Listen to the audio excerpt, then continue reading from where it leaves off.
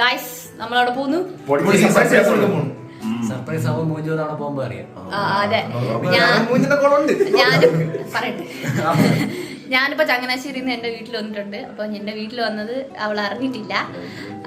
അപ്പൊ സർപ്രൈസ് ചെയ്യാൻ പോവാണ്. ഞങ്ങൾ 4 പേരും കൂടി പോവാണ്. എന്താവോന്ന് വഴിയെ കാണാം. 2 ദിവസത്തെ ലീവിന് അവള് നാട്ടിൽ വന്നതാണ്. അപ്പം ഞാൻ വരുന്നുണ്ടെന്ന് അവളത് പറഞ്ഞിട്ടില്ല. ആദ്യം അവള് രാമചന്ദ്രൻ ഉണ്ടെന്നും പറഞ്ഞാൽ ഞങ്ങൾ അങ്ങോട്ട് പോയത്. അവളെ തിരക്കി രാമചന്ദ്രൻ വന്നപ്പം അവള് വീട്ടിൽ പോയി കളഞ്ഞ് ഞങ്ങൾ ആരായി. ഞങ്ങൾ പിന്നെ ലാസ്റ്റ് അവളെ വീട്ടിൽ പോകാൻ പോവാണ്.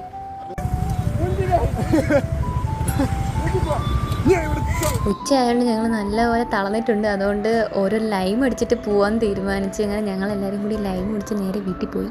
ആദ്യം എൻ്റെ അനിയന്മാർ കയറി, പിന്നെയാണ് ഞാൻ പോയത്.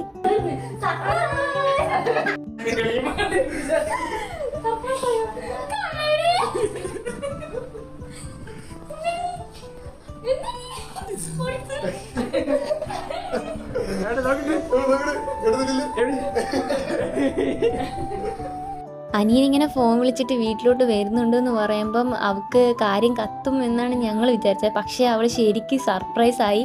അത് കണ്ടപ്പം കരഞ്ഞു. ഒക്കെ സന്തോഷം കൊണ്ടാണ് അവൾ കരഞ്ഞത്. ഞാനും എല്ലാവരും അവിടെ നിന്ന് കരഞ്ഞു പോയി. പുള്ളിക്കാരിക്ക് കുറച്ചു നേരം കിളിയൊക്കെ പറന്ന് കാലൊന്നും നേരത്തെ ഉറയ്ക്കുന്നില്ലായിരുന്നു. പിന്നെ പോയി ഷാർജയൊക്കെ വാങ്ങിച്ചിട്ട് വന്നായിരുന്നു. ആൻറ്റി കുറേ വഴക്കുറഞ്ഞു. പറഞ്ഞിട്ട് വന്നൂടെ, ഒന്നും കരുതിയില്ല എന്നൊക്കെ പറഞ്ഞിട്ട്. അപ്പം സർപ്രൈസ് പോകത്തില്ലേ?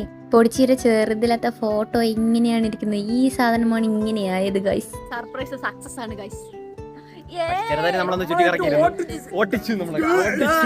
റിവ്യൂ പറയും. സർപ്രൈസ് ഞാൻ കരഞ്ഞില്ലേ.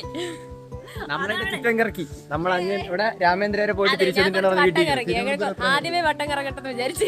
ശരിക്കും സന്തോഷമായി. അവൾ സന്തോഷം വന്നിട്ടാണ് ഞങ്ങൾ കരഞ്ഞത്. 2.5 മാസത്തിന് ശേഷമാണ് ഞാൻ അവളെ കാണുന്നത്. ലാസ്റ്റ് കണ്ടത് അടുക്കളാണ് വന്നപ്പോഴാണ്. പിന്നെ ഇന്നാണ് ഞാൻ കാണുന്നത്. പ്രതീക്ഷിക്കാത്ത വരാണ്ട് എല്ലാവരും സർപ്രൈസായി. ഇത് അവളുടെ ചേച്ചിയാണ്. അപ്പോൾ ചേച്ചി സർപ്രൈസ് ആയിട്ടുണ്ട്, എല്ലാവരും സർപ്രൈസ് ആയിട്ടുണ്ട്. അപ്പം അതിൻ്റെ നന്ദി പറച്ചിലാണ് ഇവളീ കാണിക്കുന്നത്. അപ്പം ആൻറ്റിക്ക് ശരിക്കും സന്തോഷമായി. പക്ഷേ പറഞ്ഞിട്ട് വരാത്തതിന് ഇനി വഴക്ക് കുറഞ്ഞു.